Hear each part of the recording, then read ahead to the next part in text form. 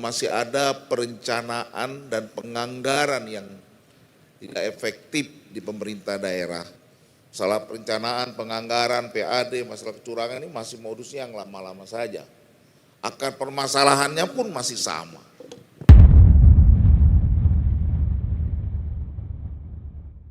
Izin saya ingin menyampaikan perintah tentang perencanaan ya, tentang penganggaran, tentang kebocoran dan pencegahan korupsi, inefisiensi dalam anggaran. Tapi izin saya ingin menyampaikan ini untuk fokus saya di pemerintahan daerah, karena saya pikir ini forumnya pemerintah daerah. Saya langsung fokus kepada kesimpulan kami bahwa ada beberapa hal ya, tantangan bagi teman-teman di pemerintah daerah di dalam membangun daerahnya.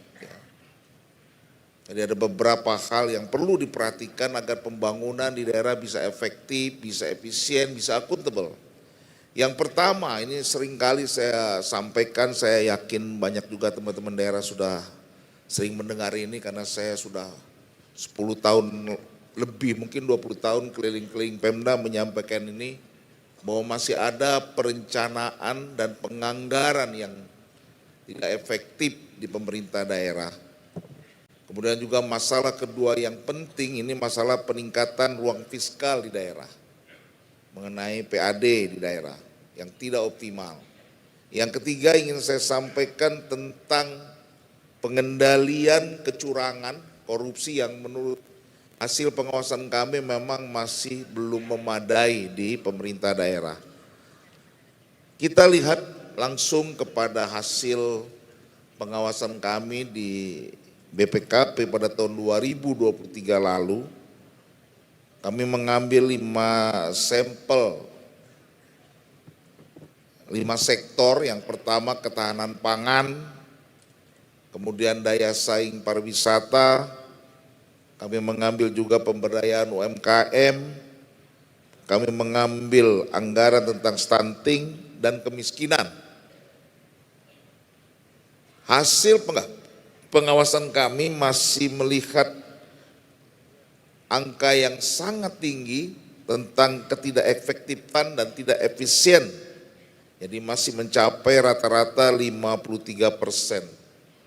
Jadi kalau total di seluruh Indonesia kemarin kami sampel itu, kalau rupiahnya itu yang tidak efektif, tidak efisien itu hampir melebihi 141 triliun.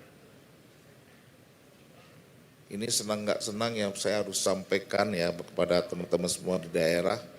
Kenapa demikian? Juga kami sudah lihat akar permasalahannya. Kita melihat bahwa perencanaan penganggaran masih banyak juga yang belum jelas ukurannya.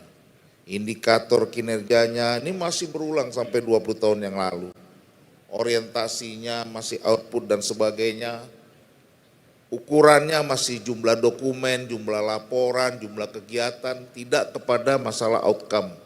Sehingga tidak bisa dikaitkan logika program dengan pencapaian outcome yang ingin dicapai. Kemudian juga kita melihat, kami ingin mendorong fiskal di daerah, kinerja PAD.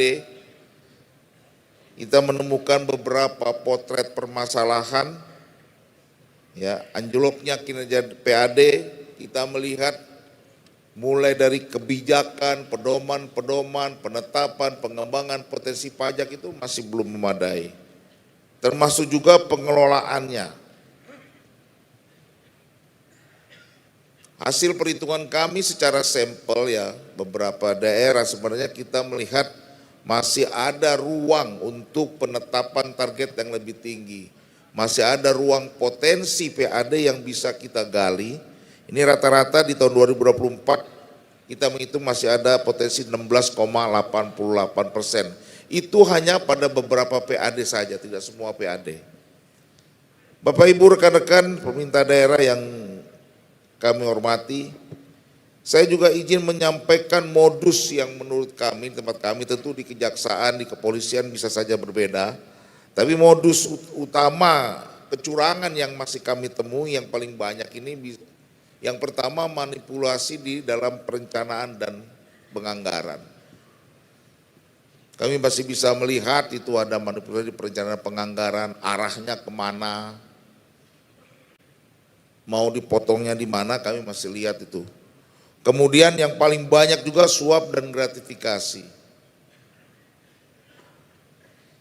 Yang ketiga, di dalam perizinan, nepotisme dan kronisme di dalam perizinan. Yang keempat, penyalahgunaan diskresi kebijakan. Ini selalu dijadikan alasan di dalam melakukan tindakan-tindakan kecurangan. Yang kelima, penggelembungan harga PBJ, kecurangan di dalam proses pengadaan barang dan jasa.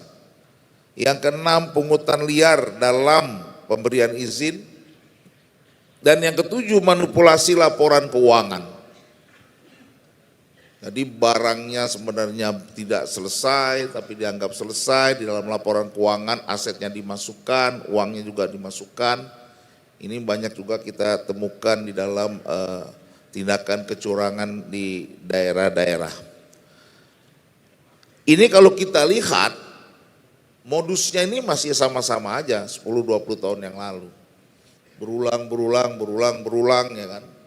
Masalah perencanaan, penganggaran, PAD, masalah kecurangan ini masih modusnya yang lama-lama saja. Akar permasalahannya pun masih sama. Jadi sebenarnya kalau menurut kami di BPKP ini tinggal maunya kita saja komitmen. Kami, teman-teman juga di daerah tahu semua perwakilan BPKP selalu siap. Bapak Ibu datang, minta bantuan, kami siap mengasistensi, mendampingi, membenahi kalau Bapak mau di perencanaan penganggaran, PAD-nya kami dampingi, sistemnya kami siap bantu untuk membangun sistem pencegahan, pengendalian korupsi, kecurangan juga kami siap semua. Dan bisa kita lakukan, tinggal masalahnya mau apa tidak. Dan saya kira saatnya sekarang mau, karena Pak Jaksa Agung galak sekali nih sebelah saya nih, jadi mendingan mau aja lah kan, tinggal datang aja kan.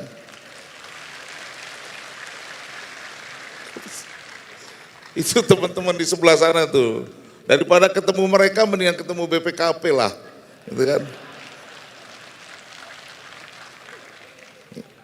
Ya ini mengingatkan aja nih kan, semua juga udah tahu sebenarnya. Cuma untung-untungan aja, mudah-mudahan gak ketangkap atau ketangkap aja sebenarnya kan. Jadi makanya saya tidak banyak bicarakan karena sebenarnya sama-sama sudah tahu kita nih, tahu ngelesnya segala macam sama-sama sudah tahu, tinggal kucing-kucingan aja.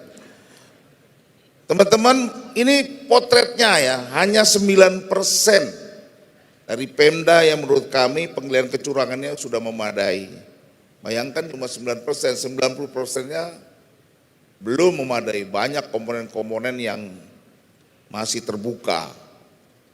Pilar-pilar pengendalian kecurangan yang sebenarnya kita sudah siapkan yaitu itu masih 59% rata-rata belum diterapkan di daerah. Jadi masih banyak sekali. Dan ini ya 20 tahun lalu ya begini juga. Jadi sebenarnya juga hampir bosan juga saya menyampaikan itu. Jadi sebenarnya tinggal mau aja. Makanya yang penting ya leadernya lah. Mudah-mudahan ada nanti dapat gubernur, bupati, wali kota yang mau membenahi lah sebenarnya.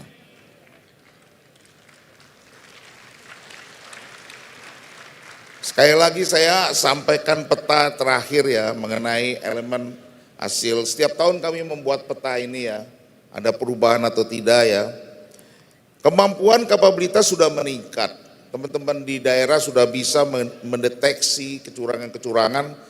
Masalahnya tinggal bagaimana melakukan tindakan korektif. Kalau sudah bicara tindakan korektif sangat bergantung kepada kepala daerah. Sebenarnya kemampuan dari teman-teman internal auditor di daerah APIP sudah meningkat. Dan kami siap juga kalau misalnya ini untuk melakukan pendampingan ya. Nah, tapi tindakan korektif sekali lagi tinggal tergantung kepada keinginan dan kemauan kita. Jadi pesan terakhir saya ya, saya nggak panjang-panjang. Kami siap kalau teman-teman di Pemda ya yang memang mau membenahi perencanaan penganggaran, sehingga benar-benar 100% anggaran APBD-nya itu bisa bermanfaat, bisa efektif, bisa efisien. Paling tidak 80% saja itu efektif, efisien. Itu pasti lain itu pertumbuhannya tuh. Dan kami siap mendampingi, karena kami udah tahu semua akar masalahnya dan sudah disampaikan berkali-kali. Kami siap membangun pencegahan korupsi, yaitu agar tidak ketemu dengan teman-teman Kajari yang di pojok tuh. Kalau Pak Kajari itu baik-baik tapi tetap aja nangkap itu, hati-hati tuh. Kalau BPKP tuh enggak tuh ya.